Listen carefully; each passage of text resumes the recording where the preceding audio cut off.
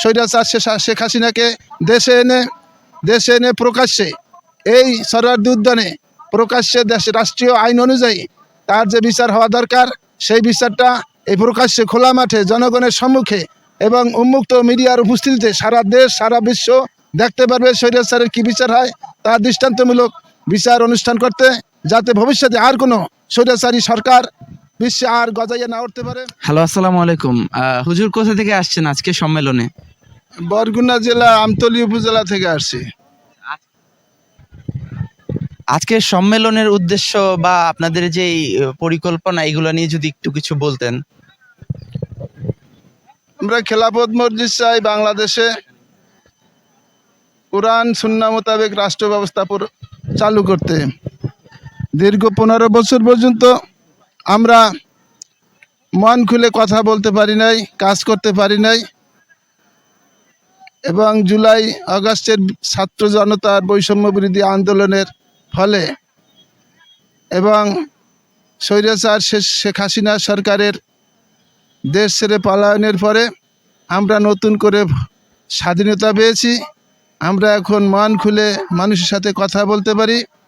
গত 2 বছর আগে আমাদের এই সাধারণ পরিষদের একাদশ অধিবেশনের কথা ছিল এই সরওয়ার্দী উদ্যানে, কিন্তু স্বৈরাচার সরকার আমাদেরকে সেই সরওয়ার্দী উদ্যানে আমাদের এই জনসভা করতে দেয় নাই।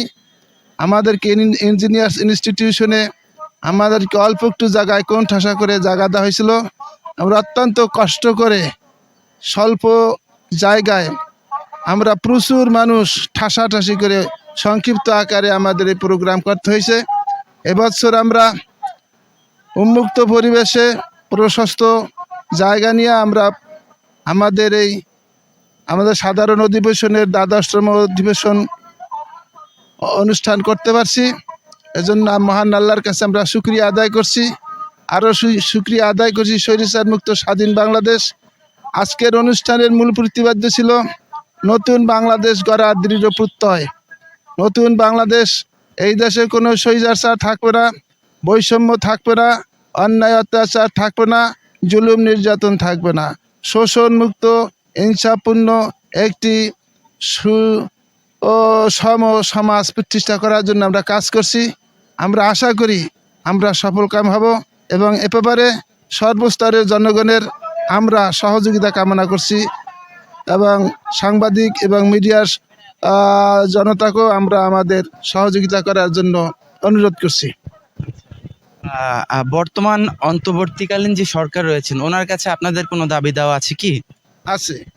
আমরা দাবি করি শেখ হাসিনা, এই পতিত স্বৈরাচার শেখ হাসিনাকে দেশে এনে প্রকাশ্যে এই সরওয়ার্দী উদ্যানে প্রকাশ্যে রাষ্ট্রীয় আইন অনুযায়ী তার যে বিচার হওয়া দরকার সেই বিচারটা এই প্রকাশ্যে খোলা মাঠে জনগণের সম্মুখে এবং উন্মুক্ত মিডিয়ার উপস্থিতিতে সারা দেশ সারা বিশ্ব দেখতে পারবে স্বৈরাচারের কি বিচার হয়, তার দৃষ্টান্তমূলক বিচার অনুষ্ঠান করতে, যাতে ভবিষ্যতে আর কোনো স্বৈরাচারী সরকার বিশ্বে আর গজাইয়া না উঠতে পারে, মাথা যারা দিয়ে না উঠতে পারে, তারা যে উপযুক্ত শিক্ষা পায়। এই জন্য আমাদের বর্তমান সরকারের কাছে দাবি, তারা যেন স্বৈরাচারী সকল শক্তিকে দেশে এনে আইনের আওতায় এনে দৃষ্টান্তমূলক বিচারের ব্যবস্থা করেন। জি, অনেক ধন্যবাদ। আসসালামু আলাইকুম। আজকে সম্মেলনের মাধ্যমে কোনো দাবি দেওয়া আছে কি? এখানে অন্তর্বর্তী সরকারের নিকট সম্মেলন থেকে বিভিন্ন দাবি দেওয়া তোলা হয়েছে। তার মধ্যে এই যারা নিহত হয়েছে, শহীদ হয়েছেন এবং যারা পঙ্গুত্ব বরণ করছেন তাদের আশু সাহায্য, তাদের পরিবারের সাহায্য এবং পঙ্গুদের সাহায্যের জন্য এখানে আবেদন রাখা হয়েছে এবং নির্বাচন যাতে তাড়াতাড়ি হয় এবং সংস্কার শেষে নির্বাচন দেওয়ার জন্য সরকারের প্রতি বিভিন্ন বক্তা অনুরোধ করেছেন। এবং এই যেসব বক্তারা আছেন, বিশেষ করে বেশিরভাগই ইসলামী ব্যক্তিত্ব, তারা ঐক্যের বিষয়টার উপর জোর তাকিদ দিয়েছেন।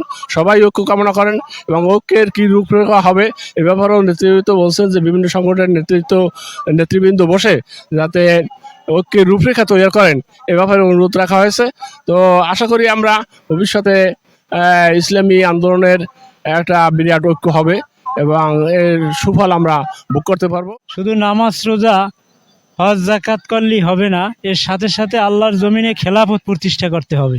এটাও একটা ফরজে আইন, ফরজ।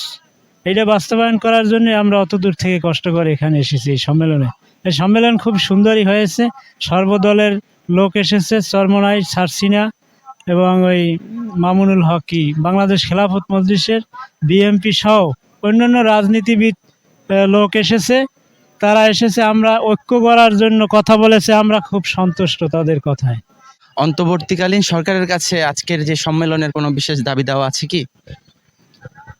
বর্তমান সরকারের কাছে দাবি দেওয়া আছে যে আপনি আলেম ওলামাদেরকে সুদৃষ্টিতে দেখবেন, মানে সুন্দর দৃষ্টিতে দেখবেন এবং তাদের সাথে বৈষম্য করবেন না। যেভাবে বৈষম্য বিরোধী ছাত্ররা আপনাকে সুন্দরভাবে সাজিয়ে গুছিয়ে বসাইছে, আপনি তাদেরও এরকম তাদের সুন্দর দৃষ্টিতে দেখবেন। এটাই আমাদের আশা প্রত্যাশা। আমি মানিকগঞ্জ থেকে আসছি। আমরা মানিকগঞ্জ থেকে 32টি বাসযোগে আমাদের খেলাফত মজলিসের দ্বাদশ সাধারণ অধিবেশনে আমরা আজকে এখানে যোগ দিয়েছি। আমাদের এই দ্বাদশ সাধারণ অধিবেশন আমাদের 2 বছর পর পর অনুষ্ঠিত হয়ে থাকে।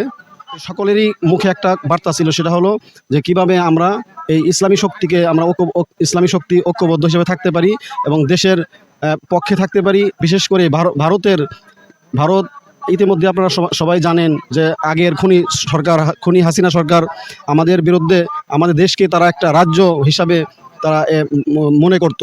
তো সেই খুনি হাসিনার বিরুদ্ধে দেশের জনগণ রুখে দিয়েছিল। সেই ষড়যন্ত্র ভারত এখনো চলমান, ভারতের ষড়যন্ত্র এখনো চলমান আছে। সেই ষড়যন্ত্রকে যদি আমরা মোকাবেলা করতে চাই, তাহলে অবশ্যই দেশপ্রেমিক জনগণকে আমাদের ঐক্যবদ্ধ থাকতে হবে। সেই ঐক্যবদ্ধ থাকার লক্ষ্যেই আমাদের আজকে এই গণজমায়েত, আজকের এই অধিবেশন। এই জন্য আমরা এখানে আসছি। বর্তমান অন্তর্বর্তীকালীন যে সরকার রয়েছে, ওনার কাছে আপনাদের এখানে আজকের সম্মেলনের কোনো দাবি দেওয়া আছে কিনা? হ্যাঁ, বর্তমান ক্ষমতাসীন যে উপদেষ্টা পরিষদ বা যে সরকার আছেন,